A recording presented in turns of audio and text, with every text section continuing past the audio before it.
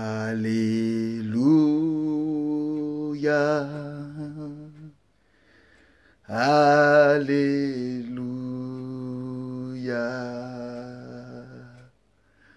Alléluia.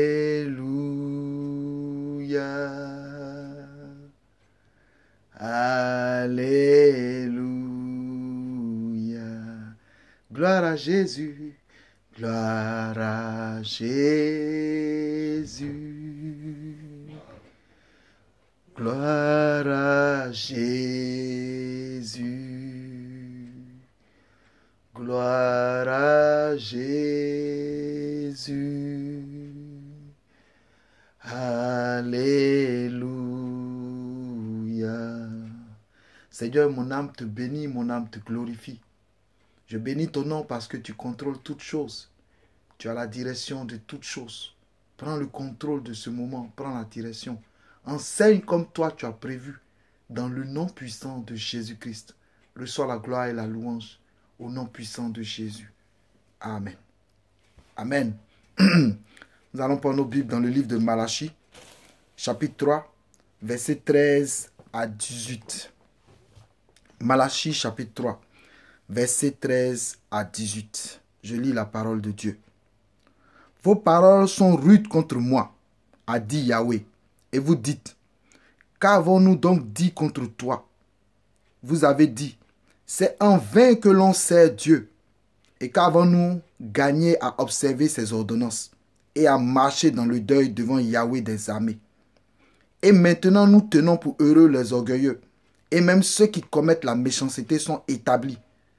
Même ils tentent Dieu et sont délivrés. Verset 16. Alors ceux qui craignent Yahweh se parlaient l'un à l'autre. Et Yahweh fut attentif et il écouta. Et un livre de souvenirs fut écrit devant lui pour ceux qui craignent Yahweh et qui pensent à son nom. Il sera à moi, a dit Yahweh des armées, le jour où je mettrai à part mes plus précieux joyeux. Et je leur pardonnerai comme un homme pardonne à son fils qui le sert. Convertissez-vous donc, et vous verrez la différence qu'il y a entre le juste et le méchant, entre celui qui sert Dieu et celui qui ne le sert pas. Amen. Saint-Esprit, merci. Prends le contrôle de ce moment. Prends la direction au nom de Jésus. Ha.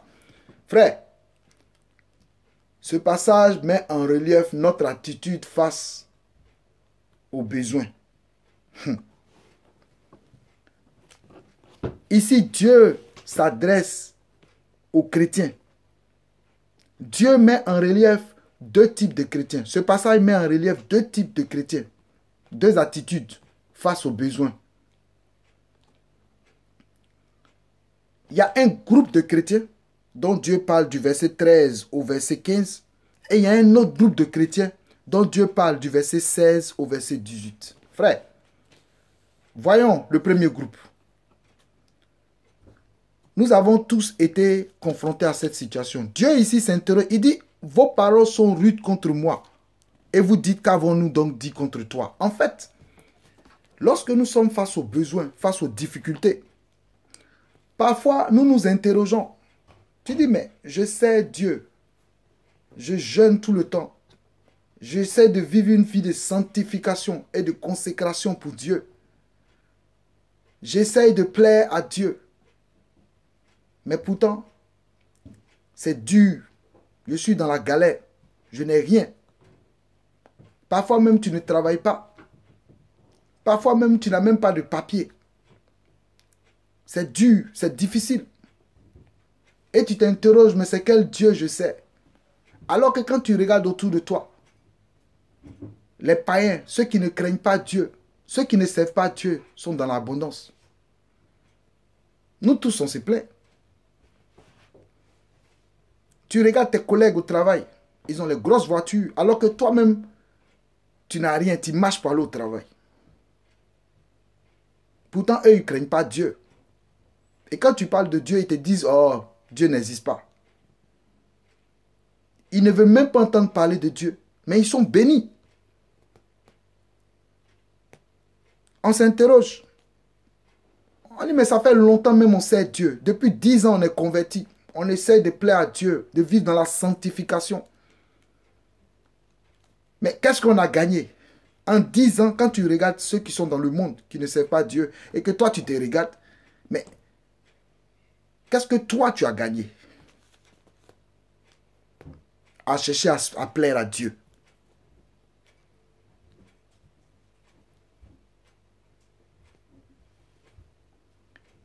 C'est en vain que l'on sert Dieu et qu'avons-nous gagné à observer ses ordonnances et à marcher dans le deuil devant Yahweh des amis.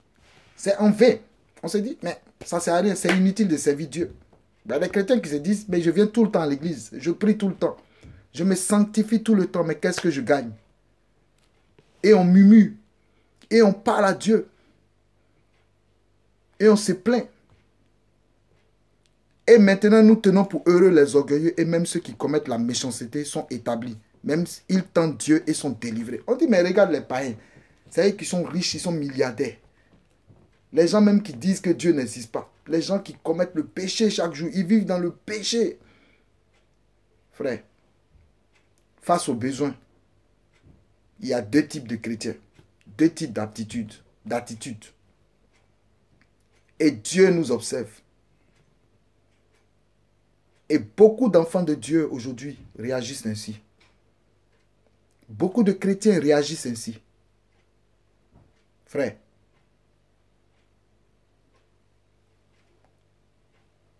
on se compare aux païens. On se compare à ceux qui ne connaissent pas Dieu. Et on définit la fidélité de Dieu au bien matériel. On associe la fidélité de Dieu au bien matériel. Si Dieu me donne les biens matériels, si Dieu me bénit plus que les païens, ça veut dire que Dieu est bon, Dieu est fidèle. Mais tu oublies une chose, c'est que le royaume de Dieu n'est pas sur cette terre. Et que si tu es venu à Dieu pour avoir les biens matériels, tu t'es trompé. Je dis toujours aux gens, viens à Jésus-Christ et tu vas souffrir. Pourquoi?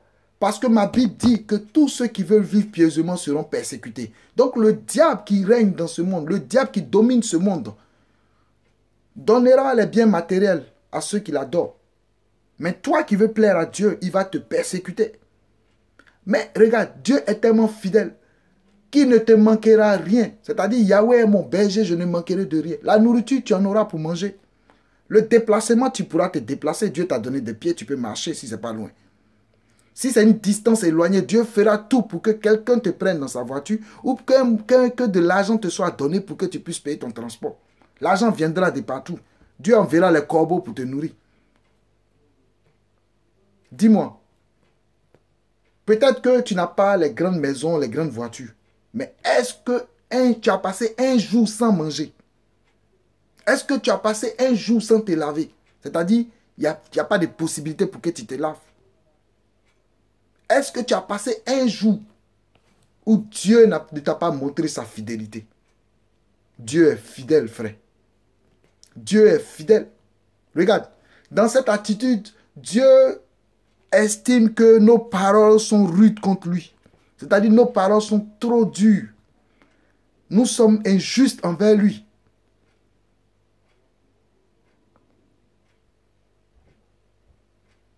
Mais il y a une deuxième catégorie d'enfants de Dieu qui, face aux besoins, ont l'attitude qui est agréable à Dieu. La Bible dit, alors ceux qui craignent Yahweh se parlent l'un à l'autre. C'est-à-dire, les vrais convertis. Un chrétien est dit converti quand il craint Dieu. Si la crainte de Dieu n'est pas en toi, tu ne peux pas être converti.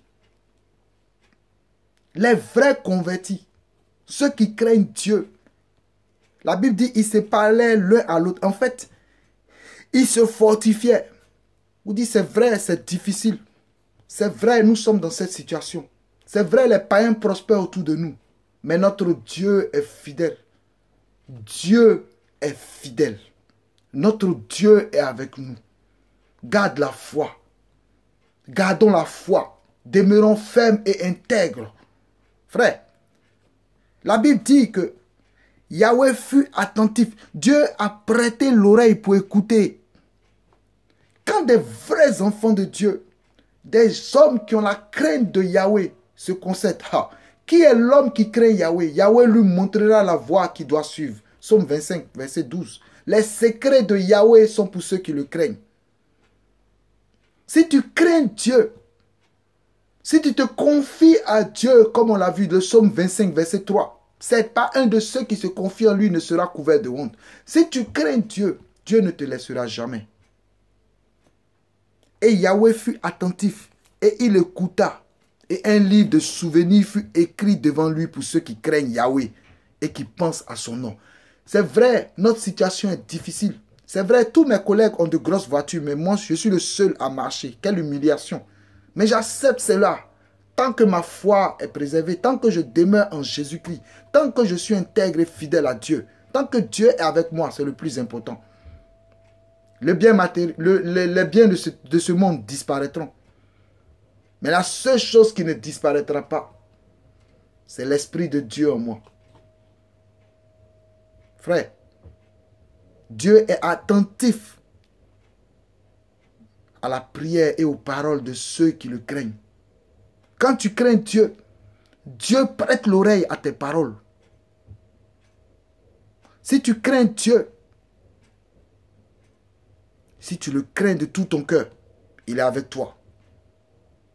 Il dit même quand tu traverseras les eaux, les vagues, les eaux ne te submergeront pas. Ésaïe 43, vous pouvez lire. Frère, c'est magnifique. Dieu prend plaisir en ceux qui le craignent. Dieu prend plaisir en ceux qui recherchent la gloire de son nom. Qui ne se sanctifient pas pour un gain quelconque matériel. Pour un gain matériel quelconque. Ceux qui ne servent pas Dieu à cause des biens matériels. À cause de quoi que ce soit. Mais ils servent Dieu pour ce qu'il est. Ils le craignent parce qu'il est Dieu. Ceux-là, Dieu prend plaisir à les écouter. Regarde, au verset 17, Dieu dit, un livre d'abord verset 16, alors ceux qui craignent Yahweh se parlaient l'un à l'autre, donc ils se fortifiaient, ils s'encourageaient, garde la foi, tiens bon, ne lâche pas, tiens bon, Dieu est fidèle, c'est vrai c'est dur, mais notre Dieu est fidèle, et nous allons traverser le désert pour arriver à Canaan. Ils se fortifiaient, c'est pourquoi les enfants de Dieu doivent se fortifier. Yahweh fut attentif, et il écouta. Et un livre de souvenirs fut écrit devant lui pour ceux qui craignent Yahweh et qui pensent à son nom. Dieu a donné l'ordre aux anges d'ouvrir un livre de souvenirs et d'écrire le nom de tous ceux qui le craignent. Waouh! Un livre de souvenirs a été ouvert devant Dieu et il a ordonné aux anges d'écrire le nom de tous ceux qui, dans les difficultés, dans les problèmes là, continue de glorifier son nom et sont intègres et fidèles. Seigneur, aide-moi à faire partie de ce groupe. Il sera à moi, a dit Yahweh des armées, le jour où je mettrai à part mes plus précieux joyaux. Frère, ceux-là, Dieu les considère comme ses plus précieux joyaux. Dieu les considère comme la prunelle de ses yeux. Il dit, je leur pardonnerai comme un homme pardonne à son fils qui le sert. Oh, Jesus. Donne-moi de faire partie de ce groupe de personnes. Donne-moi, Seigneur Jésus, de chercher à te plaire, de garder la foi, de demeurer intègre. Donne-moi de m'accrocher véritablement à toi, Seigneur Jésus. Frère, ne rentre pas dans les murmures. Ne rentre pas dans les difficultés, dans les calomnies. Ne rentre pas dans la rébellion vers Dieu. Les païens, ne les jalouse pas quand ils réussissent dans leur voie. Ne jalouse pas les païens. Ne les jalouse pas. Tu les jalouses pourquoi? Lorsque Dieu paraîtra, tout ce qu'ils considèrent comme richesse va s'évaporer. Regarde, c'est comme l'herbe des champs. Les mauvaises herbes poussent plus vite que le blé. Quand vous plantez le blé, les mauvaises herbes poussent dans les champs. Quand vous plantez les produits, soit c'est la tomate ou quoi que ce soit, les mauvaises herbes poussent. C'est pourquoi il faut défricher tout le temps. Mais les mauvaises herbes poussent rapidement. Mais quand le soleil brille à midi, ces herbes-là sèchent. C'est-à-dire qu'ils peuvent être riches, mais ce que toi, tu as en toi est plus précieux. C'est-à-dire le Saint-Esprit, la foi en Jésus-Christ que toi, tu as. Eux, ils ne l'ont pas. Donc, ils sont comme des poulets sans propriétaire. Le diable peut les tuer à tout moment. Pourquoi tu les jalouses? Sois dans le repos, dans la paix et dans la joie. Le psaume 62 dit, au verset 2, « Quoi qu'il en soit, mon âme se repose en Dieu. Quoi qu'il en soit, mon âme se repose en Dieu. Même si je souffre, même si je n'ai pas la promotion, même si je n'ai pas les gros 4x4 et que je marche, mon âme se repose en Dieu. Je suis dans la joie. Je suis en paix avec moi-même. »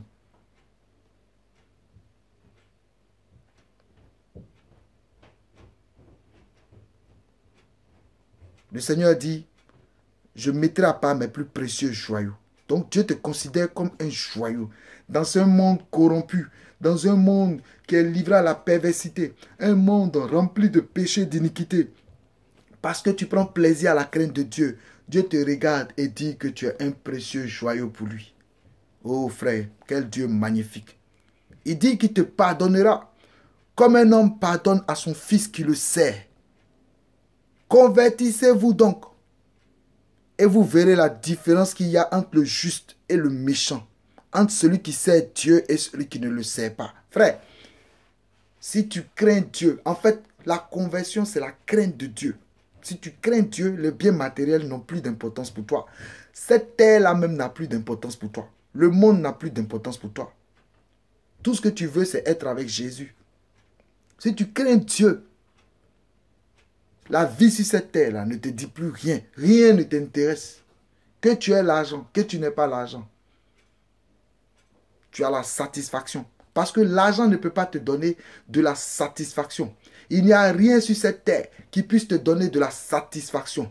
Pour que tu sois satisfait, pour que ta satisfaction soit totale, le Saint-Esprit doit habiter en toi. La crainte de Dieu en toi t'apporte la satisfaction. Frère, servons Dieu. Adorons Jésus. Convertissons-nous. C'est-à-dire, craignons Dieu. Ici, Dieu ne parle pas des païens. Il parle à ses enfants. Il parle aux chrétiens. Quittons le premier groupe. Et allons rejoindre le deuxième groupe. Pour que Dieu soit attentif à nos paroles. Que Dieu nous écoute. Et que Dieu inscrive nos noms dans le livre de vie. Dans le livre de souvenirs. Que Dieu se souvienne de nous. Ne murmurons pas. Ne murmurons pas. Mais demeurons intègres. Demeurons fermes. Fortifions-nous les uns les autres. Gardons la foi. Soyons fidèles. Au nom de Jésus-Christ. Père, je te bénis. Je te rends gloire. Merci pour ce passage. Merci pour ta grâce. Et merci pour ta miséricorde et ta compassion. Je veux glorifier ton nom. Je veux élever la voix pour te bénir et te célébrer car tu es Dieu. Merci pour ton nom qui est puissant. Merci pour ton nom qui est glorieux. Merci pour ton nom qui est magnifique. Seigneur, donne-nous un cœur nouveau. Mets dans nos corps un cœur de chair à la place de ce cœur de pierre. Seigneur, sors-nous des murmures et de tout ce qui nous éloigne de toi. Accorde-nous ta paix et ton repos. Dans le puissant nom de Jésus-Christ. Reçois la gloire et la louange au nom de Jésus. Amen. Merci Seigneur.